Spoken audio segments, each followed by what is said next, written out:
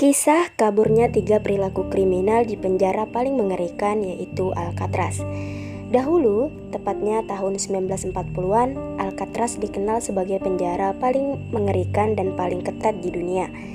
Para narapidana ditempatkan di dalam sel yang sempit dan langsung berdampingan dengan toilet dan wastafel. Bahkan mereka memiliki aturan diam di dalam penjara, seperti hanya bisa berbicara di saat waktu makan yang telah diatur. Banyak orang yang berpendapat bahwa mustahil ada orang yang bisa kabur dari penjara Alcatraz ini, karena penjara ini dijaga dengan sangat ketat dan berada di pulau tersendiri yang dikelilingi oleh lautan. Namun berdasarkan catatan sejarah, ternyata ada 3 orang narapidana yang berhasil lolos dan kabur dari penjara Alcatraz ini. 3 narapidana itu adalah Clarence Anglin, John Anglin, dan Franklin Morris.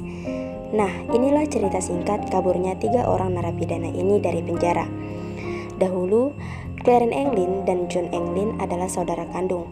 Kedua bersaudara ini terjebak ke dalam dunia hitam dan masuk ke dalam jaringan kriminal.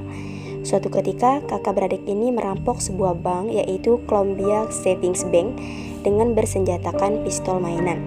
Kemudian mereka ditangkap oleh pihak berwenang dan hakim mengatakan bahwa mereka ditempatkan di penjara Alcatraz. Di dalam penjara Alcatraz, kedua bersaudara ini berkomplotan dengan sesama narapidana lain, yaitu Franklin Morris.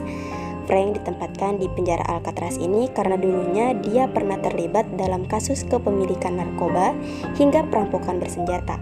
Ketiga narapidana, yaitu Clarence Anglin, John Anglin, dan Franklin Morris, berusaha menyusun rencana pelarian dari penjara Alcatraz selama 9 bulan lamanya. 5 bulan pertama sejak disusunnya rencana pelarian dari penjara Alcatraz, setiap malam mereka selalu melubangi dinding belakang sel mereka dengan pisau dan sendok logam yang mereka dapatkan dari kantin penjara. Secuil demi secuil dinding belakang sel dibobol mulai dari jam 5 sore sampai jam 9 malam. Sebelum lampu penjara dimatikan, ketiga narapidana ini juga menggunakan ventilasi palsu untuk menyembunyikan aksi mereka dari pengawasan para penjaga. Setelah berhasil melubangi dinding penjara, mereka kemudian mencuri 50 mantel hujan dan membuat semacam rakit dari mantel tersebut. Mereka berencana untuk mendayung rakit buatan ini ke Pulau Angel untuk mencuri kapal agar bisa melarikan diri. Untuk menipu para penjaga tahanan yang sering memeriksa sel tiap malam, ketiga narapidana tersebut membuat kepala palsu dengan berbahan dasar sabun, kertas toilet, dan semen. Kemudian mereka juga menambahkan rambut di kepala palsu tersebut yang terbuat dari bekas sisa-sisa cukuran rambut narapidana lain.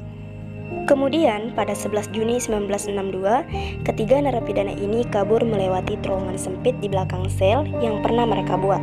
Mereka pun berhasil kabur bersama dengan rakit buatan mereka dan menyeberangi lautan. Petugas penjara pun menemukan kepala palsu yang dibuat oleh ketiga narapidana yang telah kabur tersebut. Tapi justru para penjaga penjara itu mengira bahwa narapidana tersebut akan mati karena suhu di luar penjara mencapai 12 derajat Celcius dan gelombang laut yang sangat tinggi. Berdasarkan hasil penyelidikan, ternyata tidak ada mobil yang dicuri maupun kapal yang dilaporkan telah dicuri oleh narapidana ini. Ketiga narapidana ini pun menghilang tanpa jejak dan masih menjadi misteri pada saat itu. Meskipun mereka dianggap telah hilang dan tidak diketahui keberadaannya, status ketiga narapidana ini masih ditetapkan sebagai buronan kriminal. Ternyata di tahun 2013, kepolisian San Francisco menerima surat dan penulis surat tersebut mengaku bahwa dia adalah John Anglin yang saat itu kabur dari penjara. John Anglin mengaku bahwa kedua temannya yang kabur bersamanya pada saat itu telah meninggal di tahun 2005 dan di tahun 2008. Kini yang tersisa adalah dirinya sendiri dan dia juga menderita penyakit kanker. John Anglin pun berkata melalui surat tersebut bahwa dia bersedia memberitahukan keberadaannya asalkan dia dipenjara tidak lebih dari 1 tahun dan mendapatkan perawatan medis. Awalnya pihak aparat saat itu tidak percaya bahwa surat itu adalah tulisan tangan John Anglin, tetapi bukti memperkuat tulisan tersebut adalah sepupu John Anglin, yaitu David Whitner. David mengatakan bahwa neneknya seringkali dikirimi bunga beberapa bulan setelah pelarian ketiga narapidana tersebut. Bunga itu pun mempunyai tulisan dan tanda tangan dari John Anglin. Nah, itulah tadi kisah 3 narapidana yang berhasil kabur dari penjara Alcatraz, yang merupakan penjara super ketat dan paling mengerikan di dunia.